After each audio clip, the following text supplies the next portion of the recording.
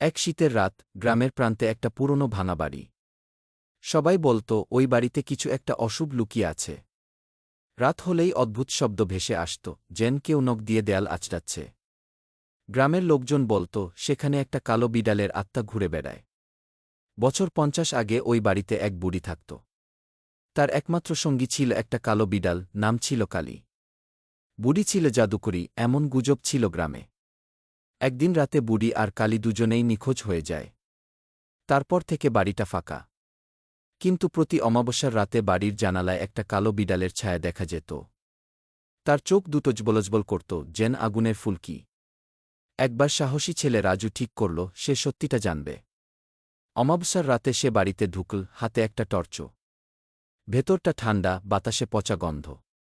হঠাৎ টর্চের আলো পড়ল একটা ভাঙা আয়নায়। রাজু দেখল তার পেছনে একটা কালো বিড়াল দাঁড়িয়ে আছে, চোখ দুটো লাল। সে পেছন ফিরতেই কিছু নেই। কিন্তু দেয়ালে নখের আঁচড়ের শব্দ শুরু হল, খচকচকস। রাজু দৌড়ে পালাতে গেল, কিন্তু দরজা বন্ধ হয়ে গেল। তারপর থেকে রাজুকে আর কেউ দেখেনি। আজও গ্রামের লোক বলে অমাবস্যার রাতে ওই বাড়ির কাছে গেলে কালো বিড়ালের ছায়া দেখা যায়। আর কেউ সাহস করে ঢুকলে তার নাম লেখা হয় দেয়ালের আঁচড়ে।